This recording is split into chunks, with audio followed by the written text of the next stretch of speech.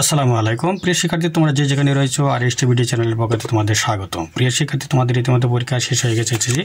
তো এসএসসি পরীক্ষা শেষের পরে তোমরা এখন রেজাল্ট প্রত্যাশী। রেজাল্ট কীভাবে কখন কোন দিন দিবে এই বিষয়টি একটু চিন্তিত। তো পরীক্ষা খাতা স্যাররা কীভাবে মূল্যায়ন করেন, কীভাবে খাতায় নাম্বার দেন, এবার খাতাগুলো যে মূল্যায়ন স্যাররা করেন এই খাতাগুলো মূল্যায়ন করতে গিয়ে কোথায় কী জিনিসগুলো পেয়ে থাকেন সে বিষয় নিয়ে তোমাদের একটু আলোকপাত করব। তো প্রিয় শিক্ষার্থী, তোমরা খাতার মধ্যে কীরকম, যেমন পরীক্ষা ভালো হয়নি, পরীক্ষা দিতে পারিনি, পরীক্ষার সময় অসুস্থ ছিলাম, কিংবা পিতামাতা মারা গিয়েছে এমন মর্মে পরীক্ষার প্রস্তুতি নিতে পারিনি, তো এরকম কথাবার্তা পরীক্ষা দেওয়ার শেষ পাতায় তোমরা লিখে আসো। তো এরকম কথাবার্তা যদিও পরীক্ষার খাতায় থাকে, এমনও দেখা গেছে পরীক্ষা অনেকে টাকা পয়সাও রেখে আসে এবং বলে যে পরীক্ষার খাতার ভিতরে টাকা থাকলো আর পরীক্ষায় দয়া করে পাশ করে দেবেন। তো প্রিয় শিক্ষার্থী, এরকম যদি কথাবার্তা লেখো এবং টাকা যদি পরীক্ষার খাতায় দিয়ে আসো তাহলে কি হবে?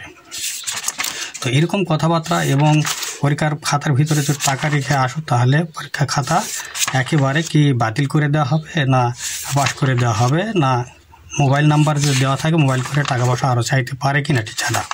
তো প্রিয় শিক্ষার্থী, তোমাদের এই মর্মে যে তথ্যটি জানানো উচিত, বোর্ড থেকে আমাদের যে নির্দেশনা দিয়ে থাকে বোর্ড খাতা কিভাবে যখন কর্তন করার সময় খাতা যখন দেওয়া হয় বোর্ড থেকে, তখন কিন্তু বোর্ড থেকে নির্দেশনা দেওয়া থাকে, যে নির্দেশনায় বলা থাকে খাতার ভিতরে যদি অনৈতিক কোনো কথাবার্তা, যেমন মোবাইল নাম্বার দেওয়া, তারপরে খাতায় টাকা রেখে আসা, কিংবা অনৈতিক কথা, আজে বাজে কথা বলা, এরকম কথাবার্তা যদি খাতার ভিতরে পেয়ে কখনো যায় তাহলে সে খাতাগুলো কিন্তু ডাইরেক্ট বাতিল করে দেওয়ার নির্দেশ আছে এবং সে খাতাগুলো দ্বারা রিপোর্ট করতে হবে, বোর্ডকে জানানো হবে। এরকম কথাবার্তা বোর্ড আগে পরীক্ষকদের নির্দেশনা দিয়ে থাকেন। প্রিয় শিক্ষার্থী, তোমরা জানতে পারলে যে পরীক্ষার খাতার ভিতরে যদি আজে বাজে কথাবার্তা লেখা থাকে, মোবাইল নাম্বার যদি দেওয়া থাকে, তাহলে সেই খাতাগুলো ডাইরেক্ট বাতিল করে দেওয়ার সিদ্ধান্ত বোর্ড থেকে আমাদের পরীক্ষকদের সিদ্ধান্ত দিয়ে দেওয়া হয়। তাহলে কি দেখা গেল